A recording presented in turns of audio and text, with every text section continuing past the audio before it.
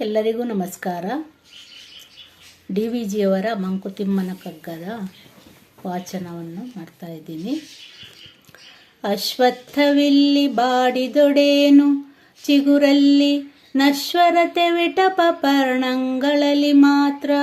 ಅಶ್ವತ್ಥವಿಲ್ಲಿ ಬಾಡಿದೊಡೇನು ಚಿಗುರಲ್ಲಿ ನಶ್ವರತೆ ವಿಟಪ ಪರ್ಣಗಳಲ್ಲಿ ಮಾತ್ರ.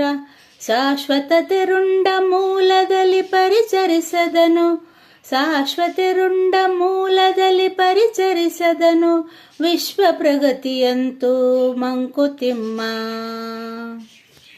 ಈ ಜೀವನವೆಂಬ ಅಶ್ವತ್ಥ ವೃಕ್ಷ ಒಂದು ಕಡೆ ಬಾಡಿ ಹೋದರೇನಂತೆ, ಅದು ಇನ್ನೊಂದೆಡೆಯಲ್ಲಿ ಚಿಗುರುತ್ತದೆ. ನಾಶವಾಗುವ ಗುಣ ಕೊಂಬೆಗಳಿಗೆ ಮತ್ತು ಎಲೆಗಳಿಗೆ ಮಾತ್ರ ಅನ್ವಯಿಸುತ್ತದೆ. ಬೇರು ಮತ್ತು ರುಂಡಗಳು ಶಾಶ್ವತ, ಅಳೆಯುವುದಿಲ್ಲ. ಇವುಗಳನ್ನು ಸೇವಿಸು, ವಿಶ್ವಪ್ರಗತಿಯು ಹಾಗೆಯೇ ಆಗುತ್ತದೆ ಎಂಬುದು ಈ ಪದ್ಯದ ಅರ್ಥವಾಗಿದೆ.